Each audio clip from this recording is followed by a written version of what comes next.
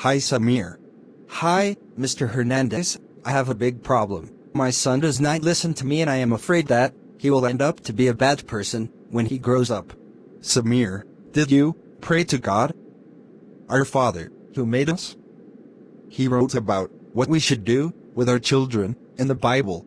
I did. I read the Bible. Every day I read the Bible, and I am scared. The Bible tells us that we should punish our children when they do not listen to us and obey us. Why should we punish? It hurts me when I punish my son. Sometimes my son cries when I punish him, and after he goes to school, I come back home. I go to my room, and I also cry because I made him sad. My dear Samir, do you remember how bad your life was? What did you used to do before you believed in Jesus? Can you even remember? Yes, I remember. I did not have a job. I was a thief, a burglar, a liar. I was stealing money, stealing cars, stealing everything. I had money to buy everything that I wanted. But it was not my money, it was other people's money.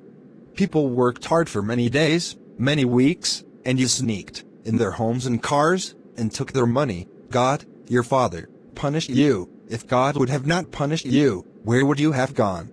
If God, my Father, would have not punished me, I would have gone to hell and suffered in pain forever, without God, without family, without children.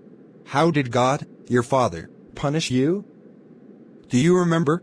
Yes, of course I remember. One day, I was coming from stealing some money, and God made a storm, and a tree fell on top of me, and broke 6 of my ribs, my knee, and my neck.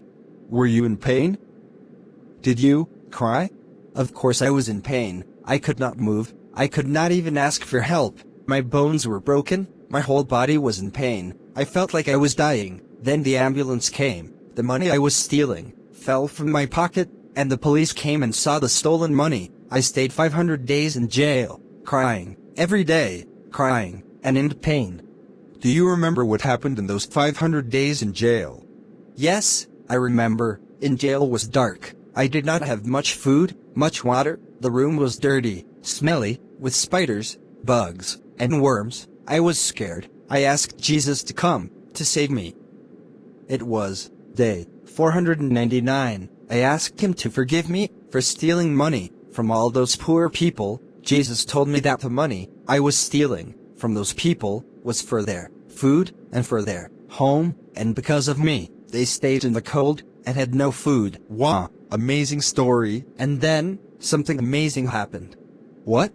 Jesus himself came into that dark jail room. He told me that he forgives me. He had tears. He was crying. It was day 500. He broke the chains from the jail door, and he told me that I am now free again. What? Jesus was crying? Why? He said that he was crying because he was in pain. He said that when I have pain, he also has pain. When my bones broke, I was in huge pain, and Jesus felt the same pain. So what happened after? What did the police say? Jesus changed the hearts of the police officers, and they also forgave me and told me that I am now free again. And what did you do? I went on my knees, and I asked my Lord and my Savior, Jesus Christ, to give me a new heart, a heart that does not steal, lie, does not hurt other people. I told him that I am sorry I made him cry. I was sorry I caused him pain. I asked for a job, house, a car, and a family. Jesus cried for you, just like you'd cry for your son. One day your son will understand that you punish him because it is good for him. Yes, Jesus punished you, but because Jesus punished you, you changed. You are now a good man, who does not steal, who works for his family, and cares for people. You changed. Because Jesus punished you, you now understand that punishing you was a good thing. When your son will grow up, he will also understand that you punish him because you love him. I hope so. I really hope so. I want him to know that I love him. I hope one day he will know that. Thank you, Mr. Hernandez.